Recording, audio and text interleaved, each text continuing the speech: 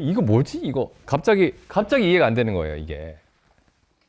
범죄함을 위하여 내어줌이 되고, 저라면 이렇게 썼을 것 같아요. 예수는 우리 범죄함을 위하여 내어줌이 되고 이를 통해 의롭다 하심을 얻었다.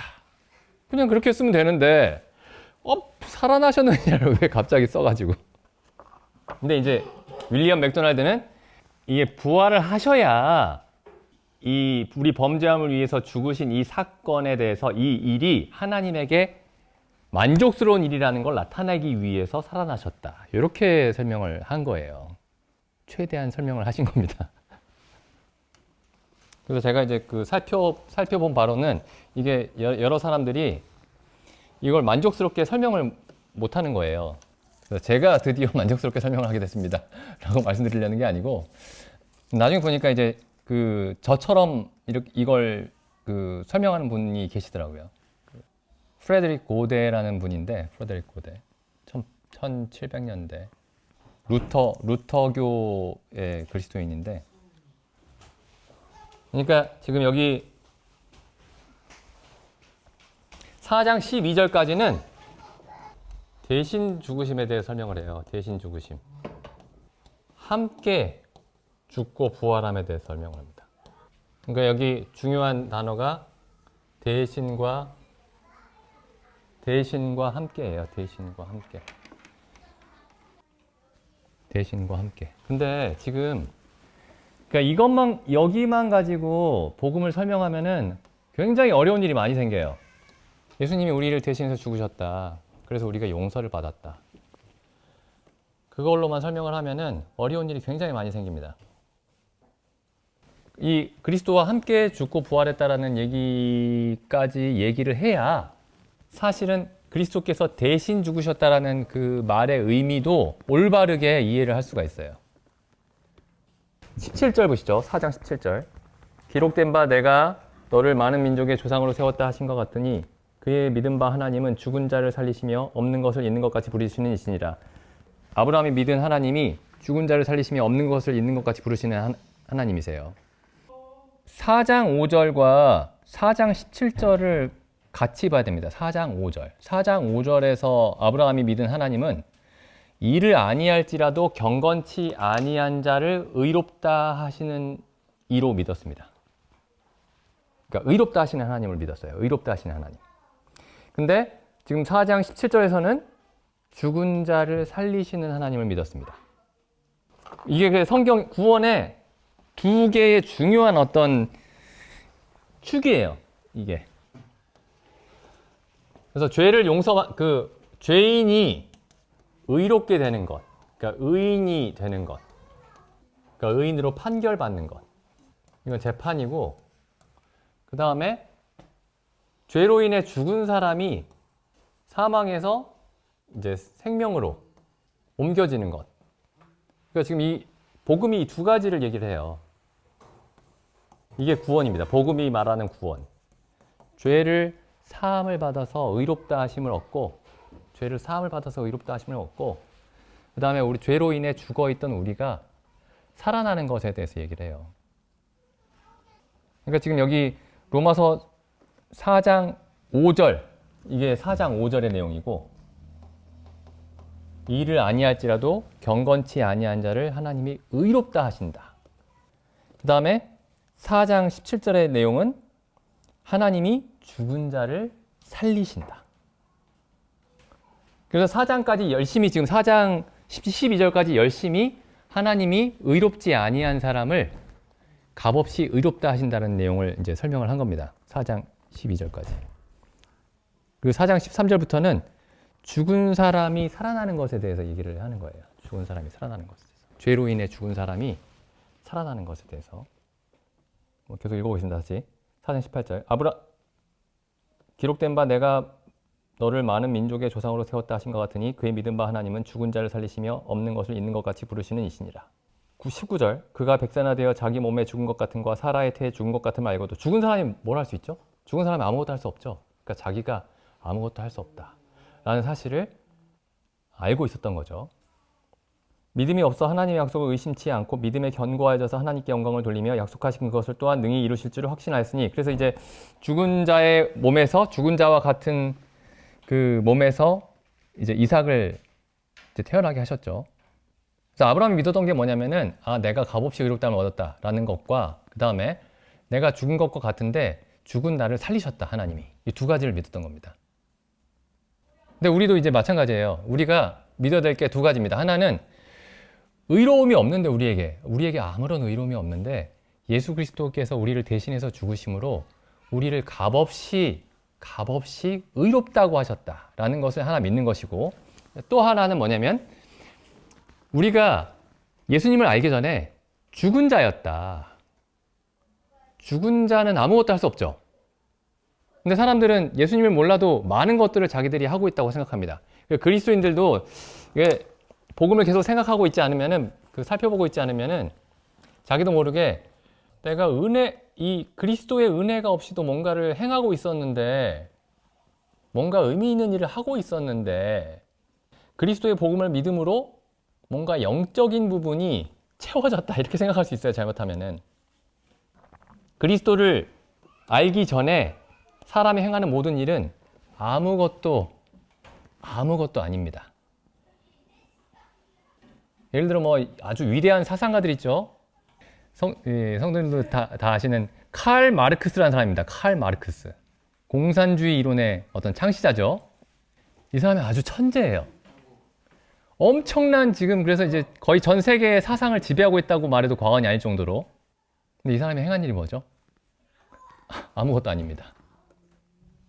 그냥 지옥 가는 일만 한 거예요, 계속. 많은 사람들이 그를 추종하고 숭배하고 그 사람의 글들을 읽고 연구하고 그걸 발전시키고 그걸 통해서 다른 것들을 또 다른 학문 분야를 개척하고 막 그렇게 하고 있는데, 죽은 사람이 할 수 있는 일은 부패한 냄새만 풍길 뿐입니다. 부패한 냄새만. 그러니까 우리도 그리스도의 은혜 안에서 행하지 않는 모든 일들이 죽은 일입니다. 죽은 일. 이 아브라함이 그걸 믿었던 거예요. 죽은 것 같은 자기 몸을 하나님이 살리신 것을 믿었는데, 우리도 똑같은 걸 믿는 거죠. 근데 우리에 대해서는 사도 바울이 이렇게 얘기하고 있는 거예요. 23절 보시면, 22절 보시죠. 그러므로 이것을 저에게 의로 여기셨느니라. 저에게 의로 여기셨다 기록된 것은 아브라함만 위한 것이 아니요 우리도 위함이니 곧 예수 우리 주를 죽은 자 가운데서 살리신 이를 믿는 자니라. 그러니까 여기서 사실 이제 이게 앞뒤가 맞으려면 아브라함도 죽은 자기 몸을 하나님이 살리신 것을 믿었으니까 우리도 죽은 우리를 살리신 것을 우리도 믿는다, 이렇게 얘기를 해야 되는데, 여기서 뭐라고 얘기하죠? 그리스도를 죽은 자 가운데 살리신 것을 믿는다, 이렇게 얘기하죠. 제가 다시 말씀드릴게요. 아브라함이 뭘 믿었냐면은, 내 몸이 죽었는데, 내가 죽은 몸인데 하나님이 살리셨다, 이렇게 믿었잖아요. 근데 이걸 하나님이 의로 여기신 겁니다. 하나님이. 그러니까 우리는 어떻게 해야 되겠어요? 우리도 똑같이 얘기해야 되겠죠. 내가 죽었는데 하나님이 살리셨다, 이렇게 믿어야 되잖아요. 그죠? 근데 지금 우리는 뭘 믿죠?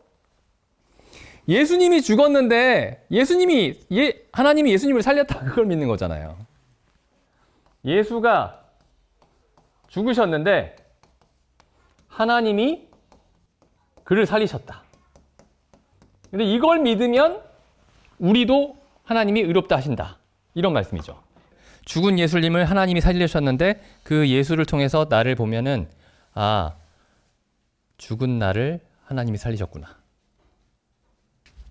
그래서 여기 이렇게 됩니다. 여기 지난번에 말씀드렸지만은 저기 23절에 이 아브라함만 위한 것이 아니었을 때 그 위한이 이게 헬라어가 달라요. 그 디아라는 헬라어입니다. 디아. 그리고 여기 5장 6절에 그리스도께서 경건치 않은 자를 위하여 죽으셨도다. 우리말로는 똑같죠. 근데 이게 헬라어로는 휘페르라는 단어예요. 그러니까 단어가 달라요. 의미가 다릅니다. 그래서 이게 무슨 뭐 다른 헬라어를 알아야만 알 수 있는 게 아니고 우리말에서도 마찬가지죠. 똑같은 단어인데 의미가 달라지는 경우가 굉장히 많이 있죠. 그러니까 우리가 문맥을 보면 알 수가 있어요. 여기 보시면 그래서 23절에 아브라함만 위한 것이 아니오 했을 때 이 위한도 디아라는 단어인데 저에게 의로 여기서 떴다 기록된 것은 아브라함을 나타내기 위한 것이 아니요 아브라함만 나타내기 위한 것이 아니요 혹은 아브라함의 경우만 나타내기 위한 것이 아니요 이렇게 이해하면은 정확하게 이해한 겁니다. 아브라함의 경우만 나타내기 위한 것이 아니요 의로 여기심을 받을 우리의 경우도 나타내기 위함이니. 그래서 25절 예수는 우리의 범죄함을 나타내기 위하여 내어줌이 되고 또한 우리를 의롭다 하심을 나타내기 위하여 살아나셨느니라. 그럼 예수님의 죽으심이 우리의 범죄한 상태를 나타내기 위해서 예수님이 십자가에서 죽으셨고 예수님의 부활은 의롭다 하심을 얻은 우리를 나타내기 위해서 부활하신 겁니다. 그래서 이제 로마서 5장, 6장부터 하고 있는 일이 뭐냐면은 그리스도의 죽음에서 우리의 죽음을 설명하고 그리스도의 부활에서 우리의 부활을 설명하는 거죠. 근데 예수님이 우리 죄를 대신해서 죽으셨기 때문에 예수님이 우리의 모든 죄를 가져가셨기 때문에 우리가 죄에 대한 형벌을 면했다라는 것만으로는 우리 어떤 그리스도인의 삶을 살기가 어렵습니다. 죄에 대한 책임이 어떤 면해졌다. 그걸 죄책이라고 하죠. 죄책. 죄에 대한 책임을 면했다. 그럼 죄에 대한 책임을 면했는데 죄에 대한 책임을 면했는데 근데 죄책만 면했다고 해서 이제 모든 게 해결되는 건 아니잖아요. 죄는 그러니까 이전에 잘못했던 것들이 죄죠. 그럼 앞으로는 뭘 해야 되죠? 의를 행해야 되는데 의를 행하며 의와 선을 행하면서 살아야 되는데 그건 어떻게 할 수 있느냐를 설명을 못 하는 거예요. 여기서부터는 그냥 예수님이 우리의 죄를 대신해서 죽으셨기 때문에 감사한 마음으로 열심히 합시다. 그렇게밖에 안 되는 겁니다. 그럼 의를 어떻게 행할 수 있느냐? 의를 어떻게 행할 수 있느냐? 의를 행함의 문제는 그리스도와 함께 죽고 그리스도와 함께 살아남으로써 의를 행할 수 있는 모든 조건이 이제 마련이 되는 거죠. 그 의미를 이제 자세하게 설명하고 있는 게 5, 6, 7, 8장입니다. 5, 6, 7, 8장. 여기는 이제 5, 6, 7, 8장은 나중에 다음 주에 더 살펴보기로 하고 여기 로마서 4장 앞으로 좀 돌아가 볼게요. 로마서 4장으로. 제가 어제 로마서를 읽다가 집에 와가지고 이제 로마서를 읽다가 원래 앞으로 쭉쭉 뒤로 계속 나가야 되는데 앞에서 다시 좀 보기 시작하는데 이제 전에 우리가 이제 같이 살펴봤던 내용이긴 합니다. 근데 다시 좀 눈에 밟히는 부분이 있어가지고 로마서 3장 25절 보시죠. 이 예수를 하나님이 그의 피로 인하여 믿음으로 말미암는 화목제물로 세우셨으니 이는 하나님께서 길이 참으시는 중에 전에 지은 죄를 간과하심으로 자기의 의로우심을 나타내려 하심이니 곧 이때에 자기의 의로우심을 나타내사 여기 보면은 제가 전에도 말씀드렸지만은 제가 성경을 처음 읽을 때는 이거 읽을 때 좀 이상했어요.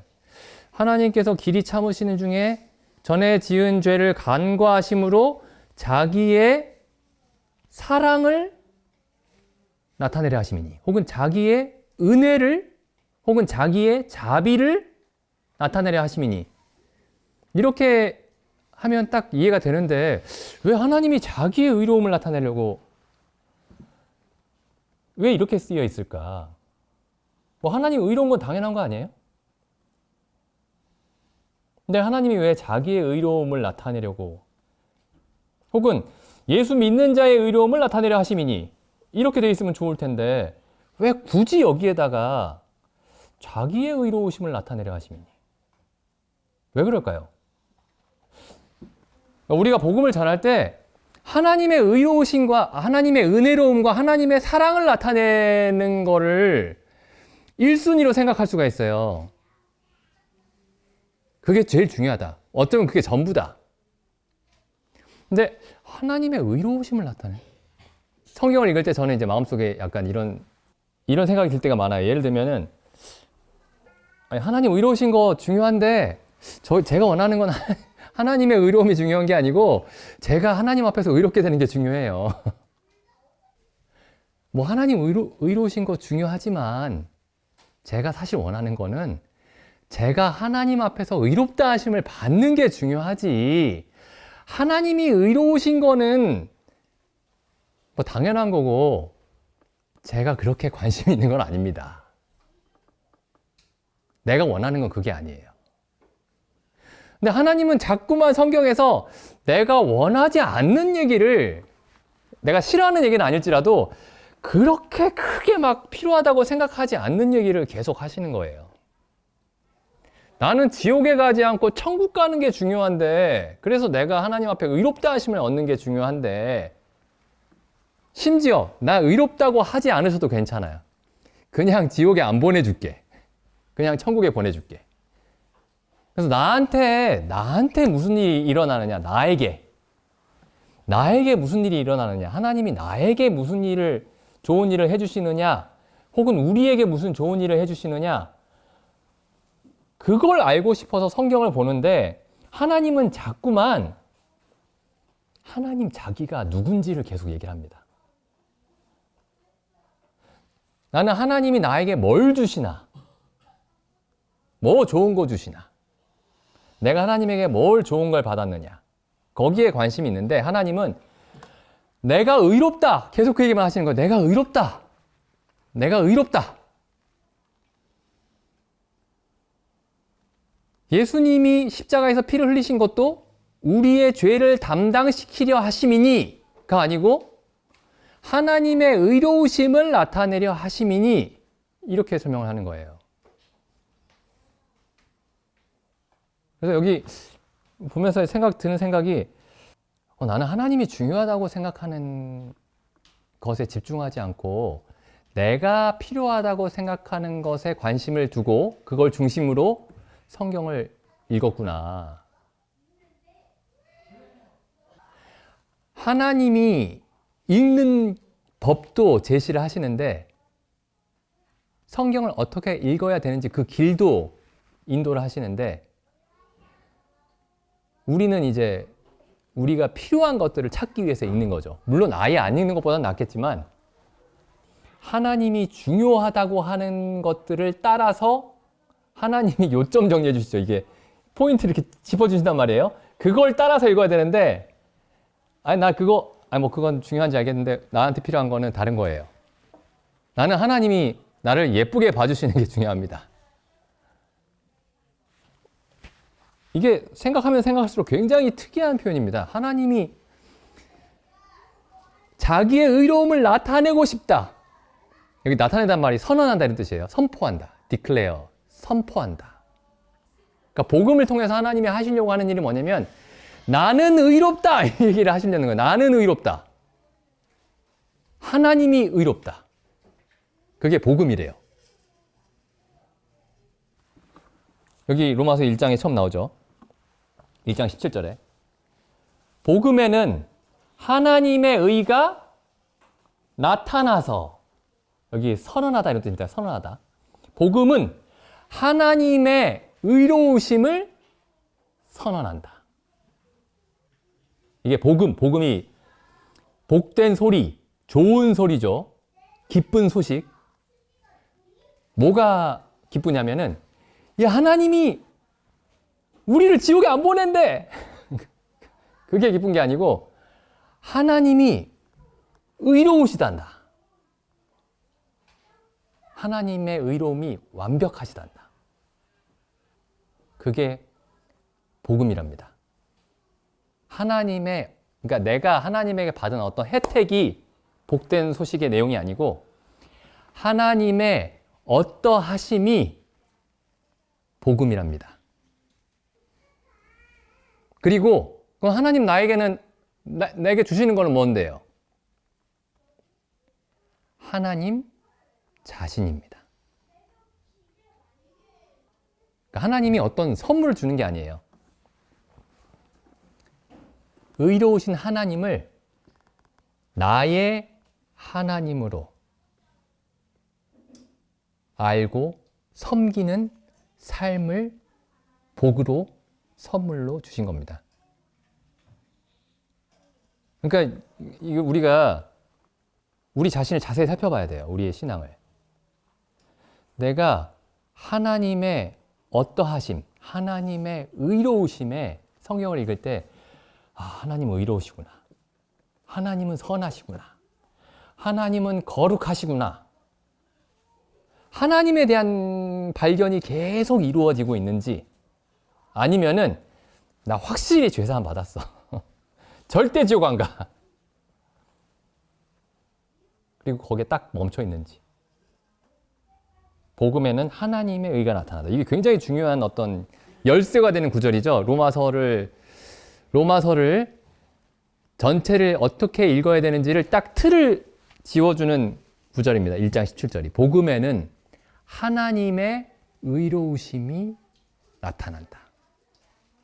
복음에는 내가 죄 용서받은 것이 나타난다가 아니고, 복음에는 하나님의 의로우심이 나타난다. 여기 21절 보시죠. 3장 21절. 로마서 3장 21절. 이제는 율법 외에 하나님의 한 의가 나타났으니. 그 율법이 나타내고 있던 것도 뭐죠? 율법이 나타내고 있던 것도 하나님의 의로움이었습니다.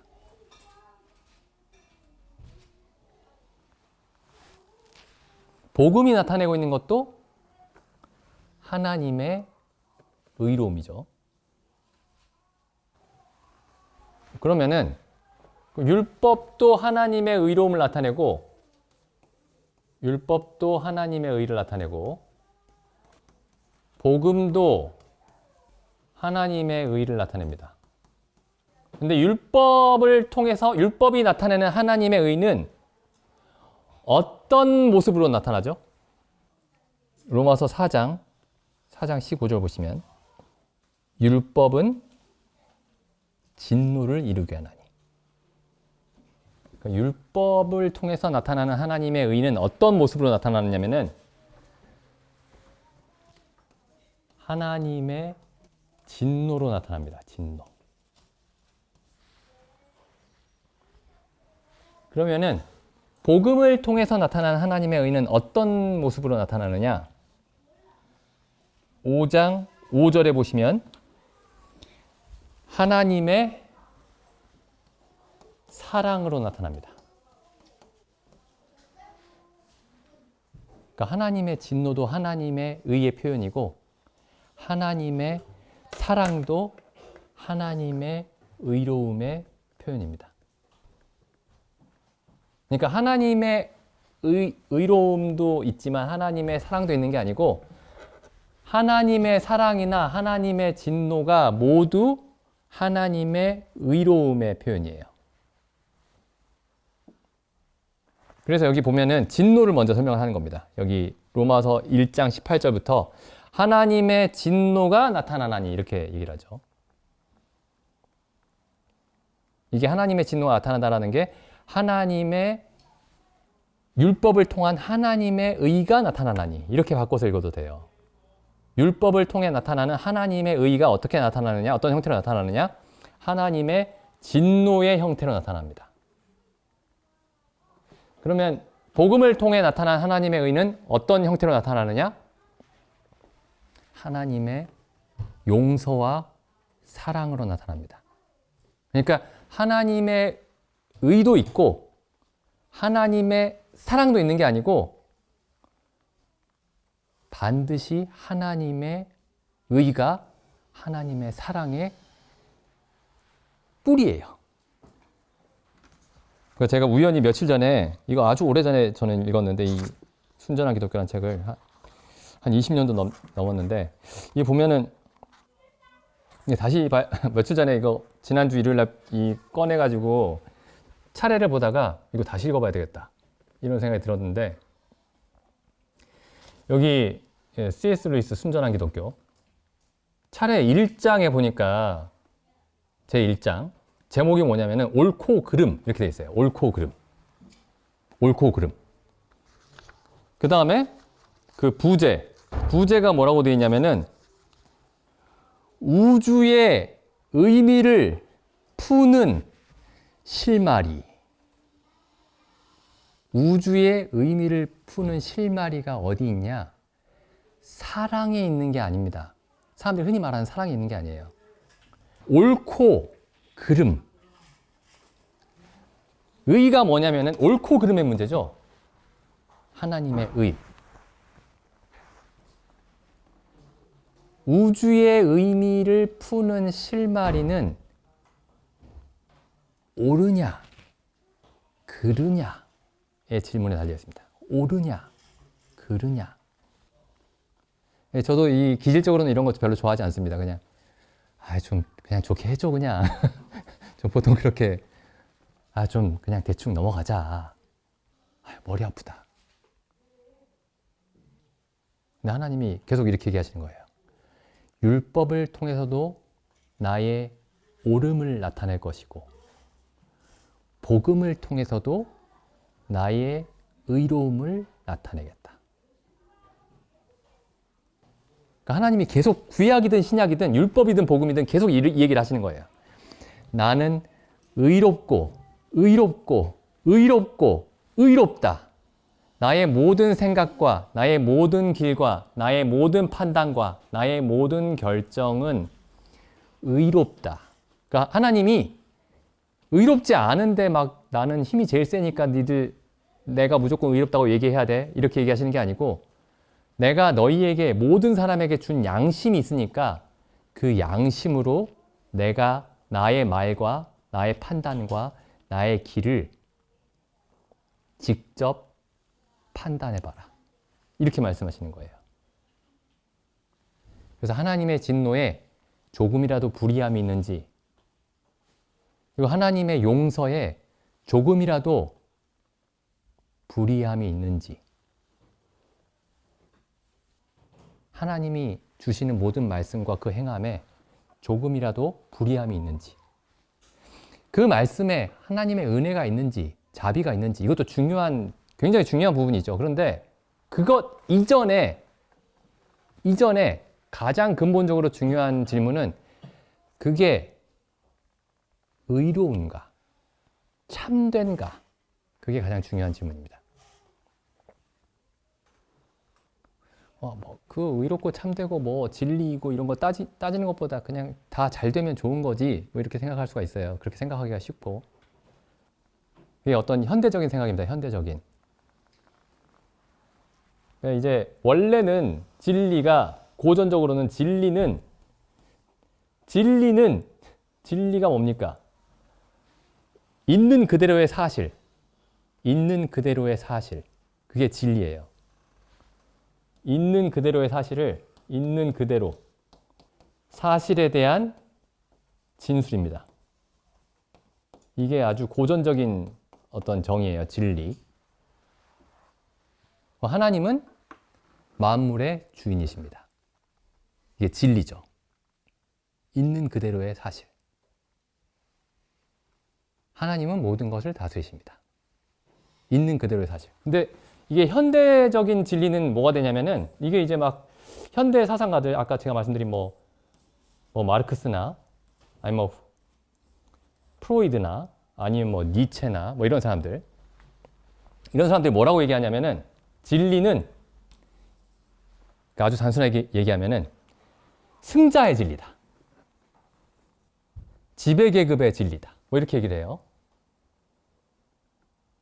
좀 더 쉽게 얘기하면은 이제 뭐 이게 이제 보통 이제 그런 생각이랑 이제 맥을 같이 하는 생각이 실용주의라는 게 있어요. 실용주의라는 철학이 있습니다. 실용주의.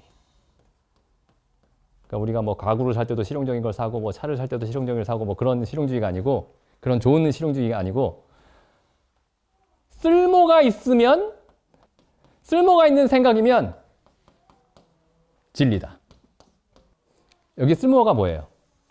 나에게 쓸모가 있으면, 우리에게 쓸모가 있으면, 그러니까 우리 마음 그 얘기를 들었더니 우리 마음이 편안해. 그럼 진리예요. 그 얘기를 우리가 내세우면은 우리의 입장이 정당화될 수 있어. 그럼 우리한테 쓸모가 있죠. 진리예요.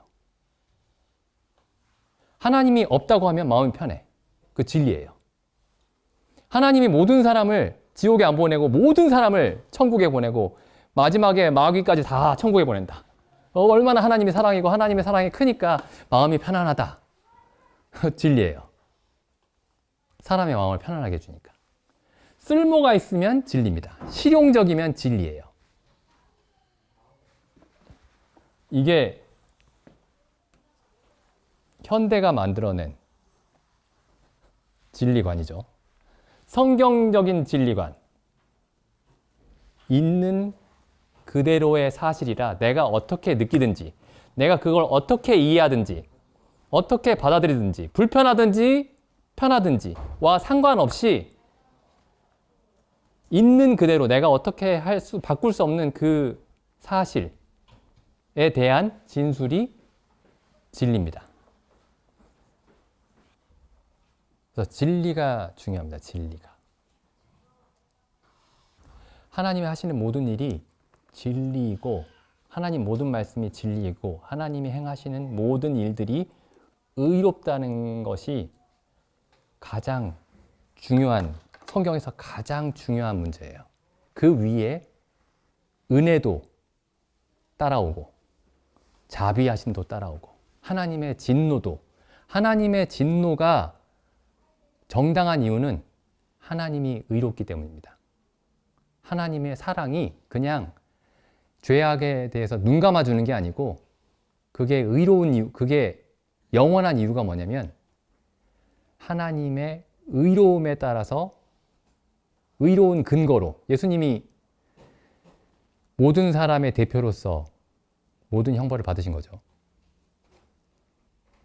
그러니까 의로움의 모든 근거를 우리의 죄 용서의 모든 충분하고도 넘치는 근거를 하나님이 친히 마련하시고 그리고 우리를 의롭다 하신 거죠. 그래서 여기 이 책에 이 제목이 1장의 제목이 저 옛날에는 이게 눈에 들어오지도 않았는데 여기 보니까 우주의 의미를 푸는 실마리.